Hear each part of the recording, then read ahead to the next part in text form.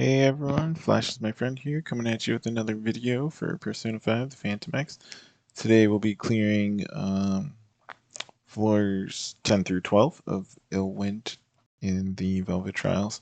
Again, this is another one where I'm doing some post-commentary, so I already recorded the footage and now I'm giving my commentary after the fact. And again, gonna throw it on 1.5 times speed. 2 times seemed a little fast when I was watching it back, so 1.5 gives me time to mention some things and talk stuff over. And the builds will be at the end of the video, but as you can see, as you can see here, it's just a 60 Morgana, 60 Sumi, 70 Shiratori, 70 Miu, and Wonder at with a level 70 weapon as well. Again, this is just my fixed team for all of Illwind here. I'm just going to check the weaknesses. It's Curse and Wind, so this one is going to be really easy to hit the weakness. Always open with that Windswept on Morgana for Fleuret skill 3. And it has a chance to get that extra hit.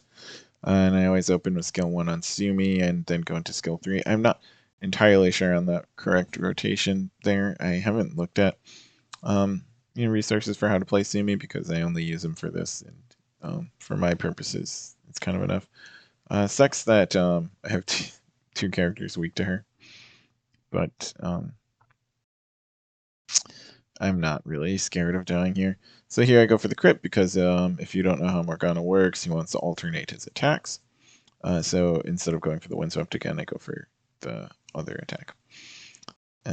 Here I'm just going to use my highlight. Really, I'm just doing this to take another, take off the down gauge so I can get that all-out attack faster. Because after the all-out attack, even though this isn't taking down the down gauge, it is still a weakness attack, giving me bonus points, so that's fine. I didn't bring Janosik. For this stage in particular, Janosik would have been better than Cert because Rakunda with Mark is better than Marakunda in terms of the amount of defense down. Again, I'm just here. I'm not doing anything crazy. I'm just spamming elemental attacks to get the down bar down and get all out attacks. That's all I'm doing. And specifically not attacking with Wonder because he doesn't give you bonus points outside of Technician, which is actually why I like Technician a little bit, because you get to use your Wonders personas a little bit more creatively. Here, I'm just gonna open the same way. If I recall correctly, he's weak to Wind, and this one is weak to Curse. I think he's weak to both, and this one is only weak to Curse. Yeah, that is correct. So that's why I'm sending all the Wind attacks there, but I'm gonna be sending Sumi to the left the whole time because I want to get these all-out attacks in for more bonus points and just more damage. Because, it's not that the team is bad per se, but I just don't have them built, which you'll see at the end. So very well. And yep, Morgana gets the heals. Again, all I'm doing with Morgana is skill 1, skill 3, skill 1, skill 3. I never stop to heal with him. Maybe in like a harder fight, but these are still kind of early stages, so I don't need to. And because he gets those follow-up heals anyways. And I'm so desperate to do damage because this looks like a lot, but it's only actually 3 cycles. 12 turns is, four allies go every turn. So, yep. So I already used Revolution, so I used Marakunda to just defense down. I'm just trying to buff up what damage I can. As you can see, my team's very fragile. Luckily, they're not getting one shot, which is good enough for me. So, because I alternated, I got another Chivalry stack, and then he immediately spent it to follow up heal. And here, I'm just thinking if I want to use the Wind or the Curse. I can't use the Curse because I did already. And here I'm thinking of, if I want to pass the follow-up to himself to get the kill here, or if I wanted to pass to Sumi to get the tick down here. And I ultimately decided I wanted to get that tick down. And this shield actually seems much more relevant on this stage where they keep doing a lot of damage to me at once. I'm contemplating an attack or even a wind barrier. but I ultimately just decided to refresh Revolution. It is a turn early, but I didn't. It's not going to go much longer anyway. So get that all out attack, which gets me a bunch of points. And now I'm just going to send everything on him. Technically, I know he's not weak to wind, so I'm not getting the bonus points there, but I already know that I'm getting these bonus points here, 700,000 there, which is already 1.4 million.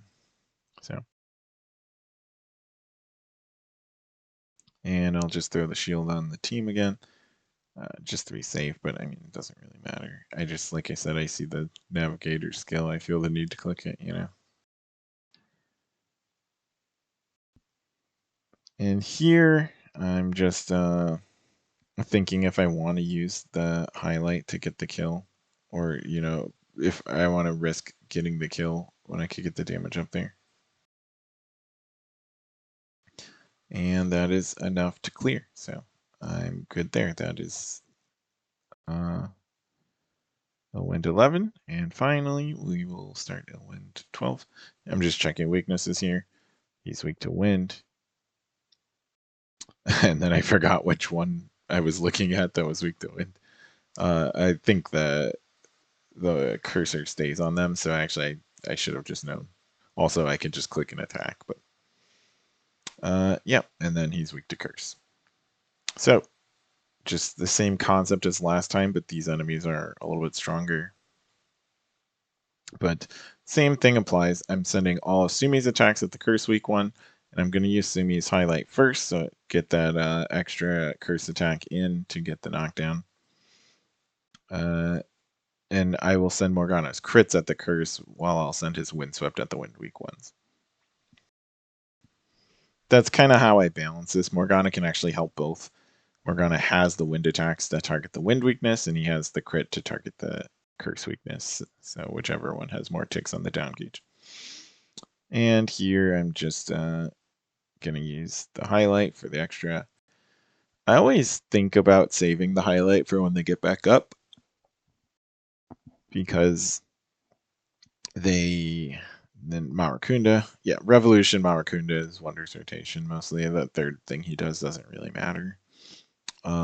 Obviously, if I was trying to optimize, the third thing he does would matter, but I'm specifically trying not to attack. I'm just trying to maximize points. And I always consider waiting for them to get back up to use the highlight, because I want to take another tick off the down bar to get another all-out attack faster, but I don't want to waste all the actions I'll get if I don't use the highlight right away. So, and here it's a no-brainer, because I've got the knockdown, which will give me the one more, and I go right into that, which will give me another all-out attack.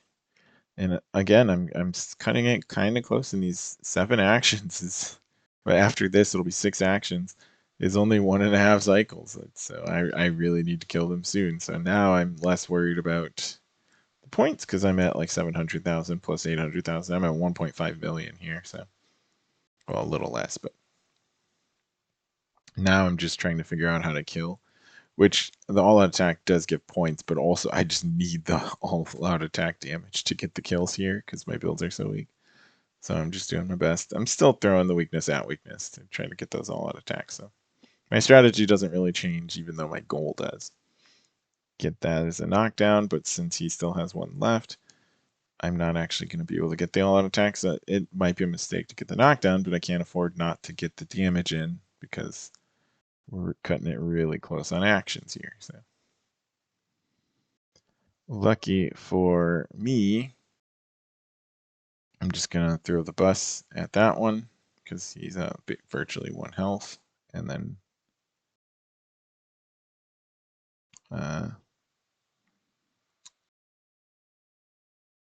we're going to get down to the last action. Cutting it kind of close, but